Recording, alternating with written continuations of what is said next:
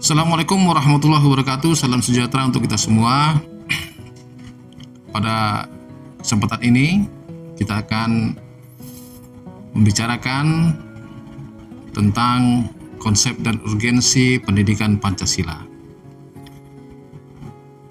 Para mahasiswa sekalian, Anda tentu sudah mempelajari pendidikan Pancasila. Materi pendidikan Pancasila apa saja yang sudah Anda pelajari? Anda sudah pernah mengenal pendidikan budi pekerti, pendidikan moral Pancasila, pendidikan Pancasila dan kewarganegaraan, dan lain-lain. Tentunya pengalaman Anda di sekolah sebelumnya itu akan berbeda-beda. Pertanyaan selanjutnya adalah, apakah Anda benar-benar memahami nilai-nilai Pancasila yang tergantung dalam mata pelajaran tersebut? Apa kesan Anda setelah memperoleh pelajaran-pelajaran yang terkait dengan nilai-nilai Pancasila tersebut? Jawaban yang Anda ajukan mungkin berbeda satu dengan yang lainnya. Hal tersebut menunjukkan masih terdapat perbedaan dalam pemahaman atas perlu atau tidaknya pendidikan Pancasila di perguruan tinggi, di mana Anda sedang belajar pada saat ini. Dalam perjalanan sejarah bangsa Indonesia, sesungguhnya nilai-nilai Pancasila sebagai pandangan hidup bangsa sudah terwujud dalam kehidupan bermasyarakat sejak sebelum Pancasila sebagai dasar negara dirumuskan dalam satu sistem nilai. Sejak zaman dahulu, wilayah-wilayah di Nusantara ini mempunyai beberapa nilai yang dipegang teguh oleh masyarakat. Sebagai contoh, nilai percaya kepada Tuhan dan toleran, nilai gotong royong, nilai musyawarah, nilai solidaritas atau kesetiakawanan sosial, dan sebagainya. Coba Anda perhatikan dengan seksama pengamalan nilai-nilai yang sesuai dengan butir-butir di atas yang berkembang di lingkungan masyarakat. Apakah nilai-nilai tersebut masih ditemukan dalam kehidupan masyarakat atau nilai-nilai itu sudah pudar? Kita lihat misalnya manifestasi gotong royong dan solidaritas secara konkret itu dapat dibuktikan dalam bentuk pembayaran pajak yang dilakukan warga negara atau wajib pajak. Alasannya jelas, bahwa gotong royong didasarkan atas semangat kebersamaan yang terwujud dalam semboyan filosofi hidup bangsa Indonesia, berat sama dipikul, ringan sama dijinjing. Konsekuensinya, pihak yang mampu harus mendukung pihak yang kurang mampu dengan menempatkan posisi pemerintah sebagai mediator untuk menjembatani kesenjangan pajak menjadi solusi untuk kesenjangan tersebut. Dalam konteks kekinian, khususnya dalam bidang tata kelola pemerintahan, apakah nilai-nilai Pancasila telah sepenuhnya dilaksanakan oleh aparatur pemerintah? Atau Anda masih menemukan perilaku aparatur yang tidak sesuai dengan nilai-nilai Pancasila? Apabila jawabannya masih banyak perilaku yang menyimpang dari nilai-nilai Pancasila, sudah barang tentu perilaku seperti itu dapat dikategorikan perilaku yang tidak mensyukuri kemerdekaan negara Republik Indonesia.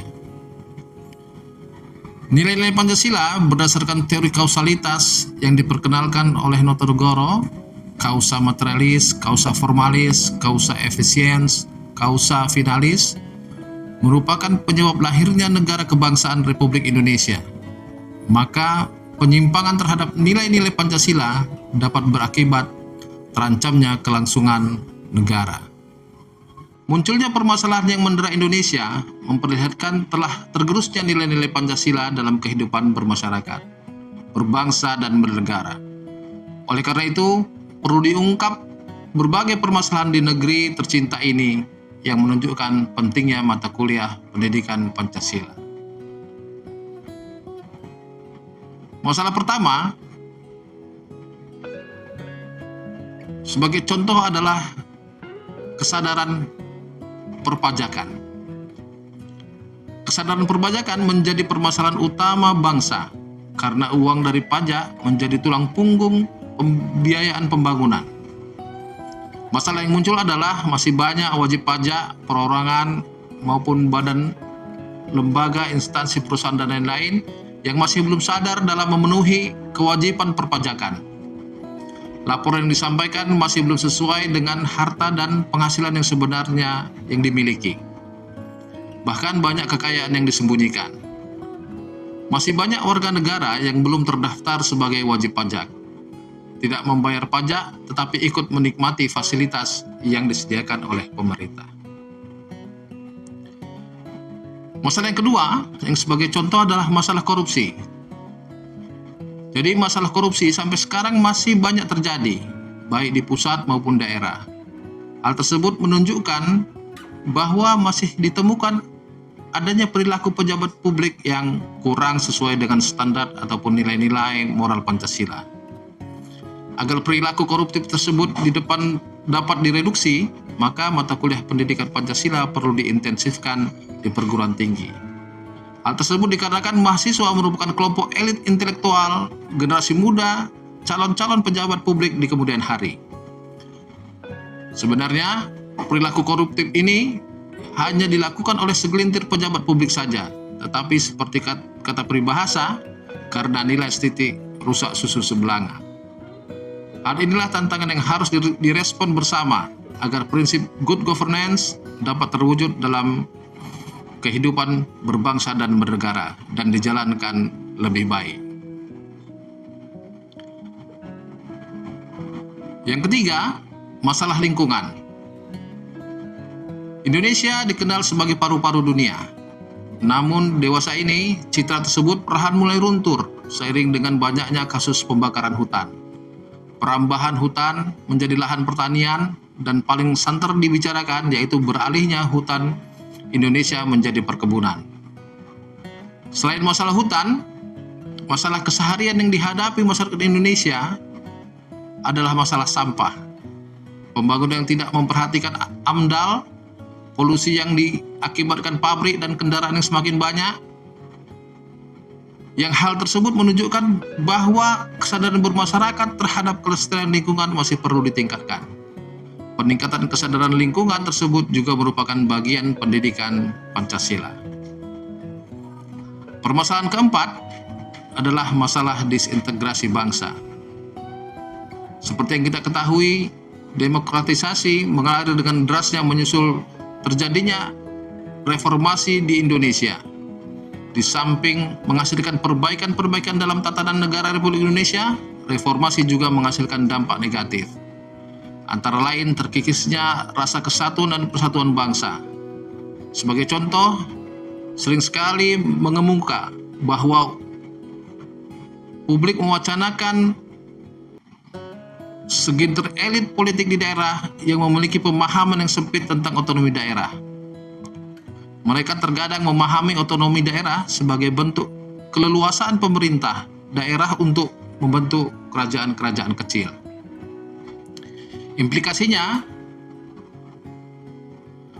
mereka menghendaki daerah diistimewakan dengan berbagai alasan.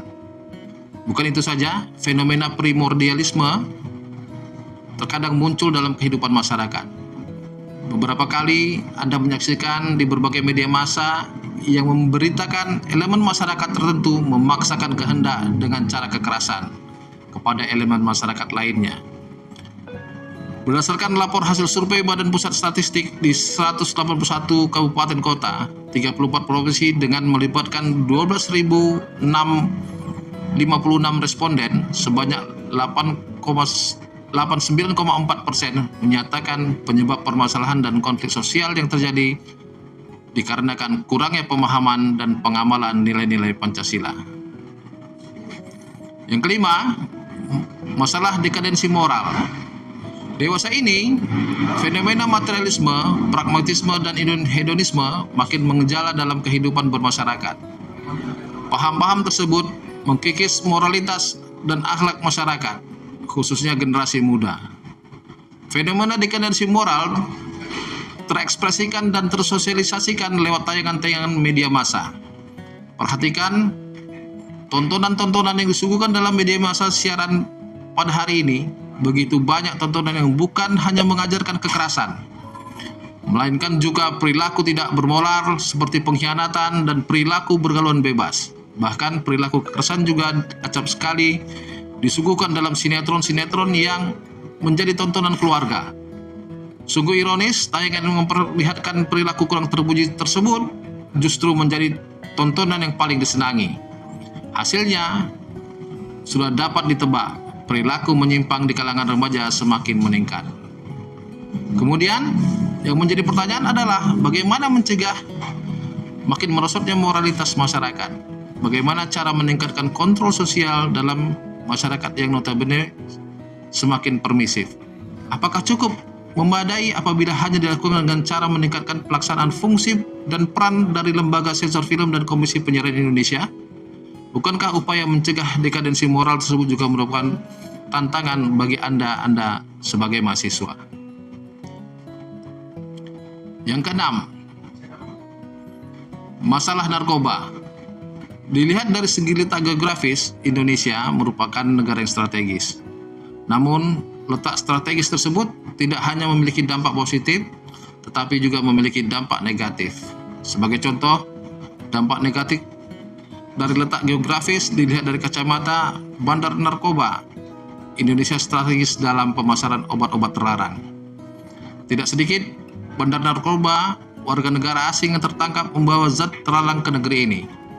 Namun sayangnya, sanksi yang diberikan terkesan kurang tegas sehingga tidak menimbulkan efek jera. Akibatnya banyak generasi muda yang masa mudanya suram karena kecanduan narkoba. Bukankah hal ini mengancam generasi penerus bangsa? Apakah Anda tidak merasa prihatin terhadap peningkatan jumlah korban narkoba tersebut? Yang ketujuh, masalah penegakan hukum yang berkeadilan. Salah satu dari gerakan reformasi adalah reformasi sistem hukum dan sekaligus meningkatkan kualitas penegakan hukum. Memang banyak faktor yang mempengaruhi efektivitas penegakan hukum, tetapi faktor dominan dalam penegakan hukum adalah faktor manusianya. Konkretnya, penegakan hukum ditentukan oleh kesadaran hukum masyarakat dan profesionalisme aparatur penegak hukum. Inilah salah satu urgensi mata kuliah pendidikan Pancasila, yaitu meningkatkan kesadaran hukum para mahasiswa sebagai calon pemimpin bangsa. Yang kedelapan, masalah terorisme. Salah satu masalah besar yang dihadapi Indonesia saat ini adalah terorisme. Asal mula dari kelompok terorisme itu sendiri tidak begitu jelas di Indonesia. Namun faktanya, terdapat beberapa kelompok terorisme yang sudah ditangkap dan dipenjarakan berdasarkan hukum yang berlaku. Para teroris tersebut melakukan tindak kekerasan kepada orang lain dengan melawan hukum dan mengatasnamakan agama. Mengapa mereka mudah terpengaruh paham ekstrim tersebut? Sejumlah tokoh berasumsi bahwa lahirnya terorisme disebabkan oleh himpitan ekonomi, rendahnya tingkat pendidikan, pemahaman keagamaan yang kurang komprehensif terhadap pemahaman ajaran agama tersebut, terkadang membuat mereka mudah dipengaruhi oleh keyakinan ekstrim. Agama yang sejatinya menuntut manusia berperilaku santun dan penuh kasih sayang, di tangan teroris, agama mengejawantahkan menjadi keyakinan yang bengis tanpa belas kasihan terhadap sesama. Dengan melihat permasalahan tersebut, tentu Anda mengerutkan dahi dan bertanya, apakah ada hal-hal positif yang dapat meningkatkan wawasan kebangsaan? Anda sebagai bagian dari bangsa ini, mahasiswa sebagai bagian terdepan dari bangsa ini. Sudah tentu hal-hal positif masih lebih banyak dibandingkan dengan hal-hal negatif di negara Indonesia. Agar tidak tertarik dan cenderung subjektif, hanya memperhatikan hal-hal yang kurang baik dari bangsa ini, silahkan Anda cari tokoh-tokoh yang menginspirasi dalam melawan dan mengatasi masalah tersebut. Dengan memperhatikan masalah tersebut, maka pendidikan Pancasila sangat penting untuk diajarkan pada berbagai jenjang pendidikan, khususnya di perguruan tinggi. Urgensi pendidikan Pancasila di perguruan tinggi yaitu agar mahasiswa tidak tercerabut dari akar budaya sendiri dan agar mahasiswa memiliki pedoman atau kaidah penuntun dalam berpikir dan bertindak dalam kehidupan sehari-hari dengan berlandaskan nilai Pancasila. Selain itu, urgensi pendidikan Pancasila yaitu dapat memperkokoh jiwa kebangsaan mahasiswa sehingga menjadi dorongan pokok dan bintang penunjuk jalan. Urgensi pendidikan Pancasila bagi mahasiswa sebagai calon pemegang tongkat estafet kepemimpinan bangsa untuk berbagai bidang dan tingkatan, yaitu agar tidak terpengaruh oleh paham-paham asing yang negatif. Dengan demikian, urgensi pendidikan Pancasila di perguruan tinggi dengan meminjam istilah Branson 1998, yaitu sebagai pembentuk civic disposition yang dapat menjadi landasan untuk pengembangan civic knowledge dan civic skill mahasiswa. Lantas, apakah yang dimaksud dengan pendidikan Pancasila? Kedudukan mata kuliah Pancasila adalah mata kuliah wajib umum atau MKWU yang berdiri sendiri dan harus ditempuh oleh setiap mahasiswa, baik pada jenjang diploma maupun jenjang sarjana. Mata kuliah pendidikan Pancasila adalah usaha sadar dan terencana untuk mewujudkan suasana belajar dan proses pembelajaran agar mahasiswa secara aktif mengembangkan potensi dirinya untuk memiliki pengetahuan, kepribadian, dan keahlian sesuai dengan program studinya masing-masing.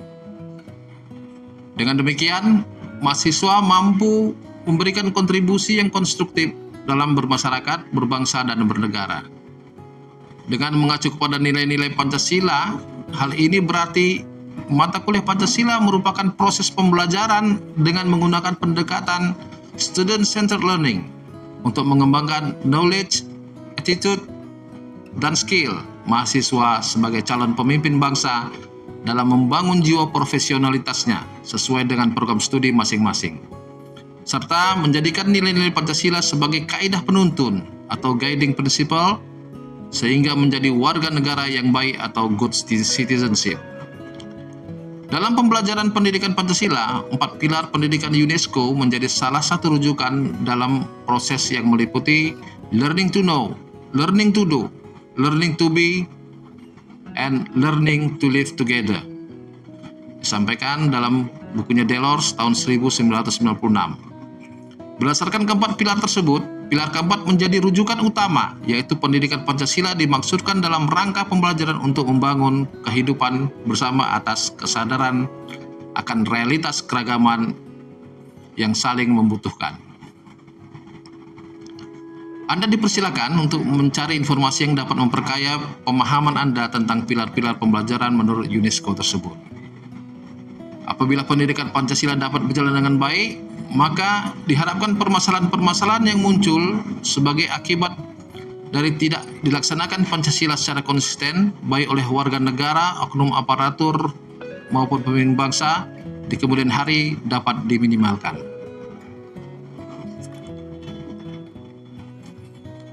Dalam pikiran Anda, pasti pernah terlintas mengapa harus ada pendidikan Pancasila di perguruan tinggi. Hal tersebut terjadi mengingat jurusan program studi di perguruan tinggi sangat spesifik, sehingga ada pihak-pihak yang menganggap pendidikan Pancasila dianggap kurang penting karena tidak terkait langsung dengan program studi yang diambilnya. Namun, apabila Anda berpikir jernih dan jujur terhadap diri sendiri, pendidikan Pancasila sangat diperlukan untuk membentuk karakter manusia yang profesional dan bermoral. Hal tersebut dikarenakan perubahan dan infiltrasi budaya asing yang bertubi-tubi mendatangi masyarakat Indonesia, bukan hanya terjadi dalam masalah pengetahuan teknologi, melainkan juga berbagai aliran mainstream dalam berbagai kehidupan bangsa.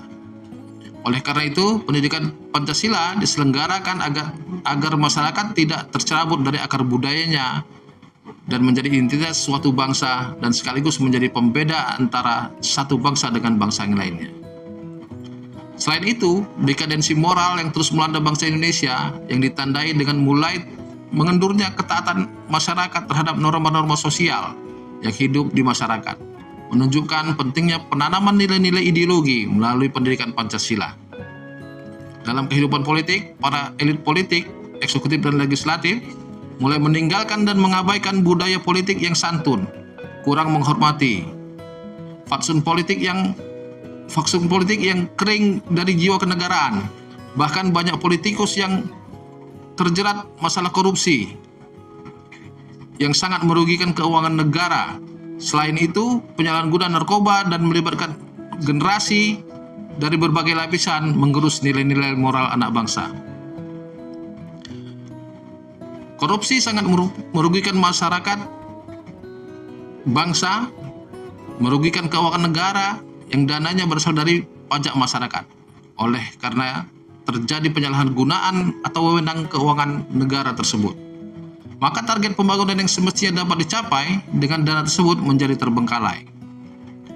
Hal tersebut menunjukkan betapa pentingnya Pancasila diselenggarakan di perguruan tinggi untuk menanamkan nilai-nilai moral Pancasila kepada generasi penerus dan cita-cita bangsa. Dengan demikian, pendidikan Pancasila diharapkan dapat memperkokoh modalitas akademik mahasiswa dalam berperan serta membangun pemahaman masyarakat yang antara lain diharapkan kesadaran gaya hidup sederhana dan cinta produk dalam negeri. Kedua, kesadaran pentingnya kelangsungan hidup generasi mendatang.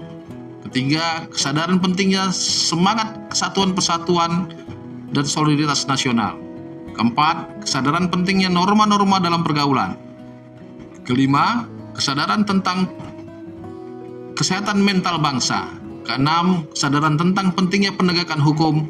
Dan ketujuh, menanamkan pentingnya kesadaran terhadap ideologi Pancasila. Penanaman dan penguatan kesadaran nasional tentang hal-hal tersebut sangat penting karena apabila kesadaran tersebut tidak segera kembali disosialisasikan, diinternalisasikan, dan diperkuat implementasinya, maka masalah yang lebih besar akan segera melanda bangsa ini, yaitu musnahnya suatu bangsa. Meminjam istilah dari Kenichi Omae 1995, yaitu the end of the nation or state. Punahnya suatu negara dapat terjadi karena ada 4 I, yaitu industri, investasi, individu, dan informasi. Agar lebih jelas, Anda dapat menggali informasi tentang keempat konsep tersebut untuk memperkaya wawasan Anda. Jadi kepunahan suatu bangsa tidak hanya ditimbulkan oleh faktor-faktor eksternal, tetapi juga ditentukan oleh faktor internal yang ada dalam bangsa itu sendiri. Salah satu contoh yang terkenal dalam sejarah ialah musnahnya bangsa Aztec di Meksiko yang sebelumnya dikenal sebagai bangsa yang memiliki peradaban maju, tapi punah dalam waktu singkat setelah datangnya petualang dari Portugis. Agar Anda memahami faktor-faktor yang menyebabkan punahnya suatu bangsa, maka carilah melalui sumber-sumber lain. Berdasarkan uraian tersebut, dapat dipahami bahwa pendidikan Pancasila sangat penting diselenggarakan di perguruan tinggi.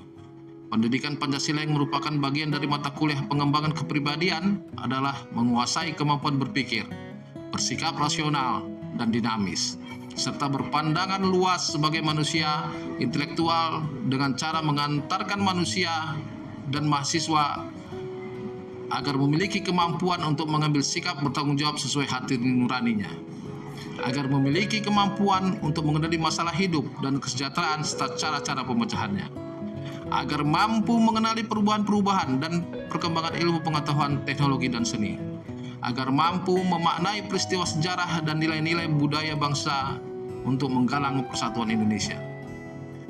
Pendidikan Pancasila sebagai bagian dari pendidikan nasional mempunyai tujuan mempersiapkan mahasiswa sebagai calon sarjana yang berkualitas, berdedikasi tinggi, dan bermartabat. Secara spesifik, tujuan penyelenggaraan pendidikan Pancasila di perguruan tinggi adalah untuk: pertama, memperkuat Pancasila sebagai dasar falsafah negara dan ideologi melalui revitalisasi nilai-nilai dasar Pancasila sebagai norma dasar kehidupan bermasyarakat, berbangsa, dan bernegara. Yang kedua, memberikan pemahaman dan penghayatan atas jiwa dan nilai-nilai dasar Pancasila pada mahasiswa sebagai warga negara Republik Indonesia dan membimbing untuk dapat menerapkan dalam kehidupan berbangsa, bermasyarakat, dan bernegara. Ketiga, mempersiapkan mahasiswa agar mampu menganalisis dan mencari solusi terhadap berbagai persoalan kehidupan bermasyarakat, berbangsa, dan bernegara melalui sistem pemikiran yang berdasarkan nilai-nilai Pancasila dan Undang-Undang Negara Republik Indonesia tahun 1945. Keempat, membentuk sikap mental mahasiswa yang mampu mengapresiasi nilai-nilai ketuhanan, kemanusiaan, dan kecintaan pada tanah air dan kesatuan bangsa, serta penguatan masyarakat madani yang demokratis, berkeadilan, dan bermartabat, berlandaskan Pancasila untuk mampu berinteraksi dengan dinamika internal dan eksternal masyarakat bangsa Indonesia. Para mahasiswa sekalian, demikianlah materi kita hari ini. Semoga dengan materi yang disampaikan, Anda bisa memahami betapa pentingnya Pancasila diajarkan di perguruan tinggi. Terima kasih, sampai jumpa pada pertemuan berikutnya. Assalamualaikum warahmatullahi wabarakatuh. Salam sejahtera untuk kita semua.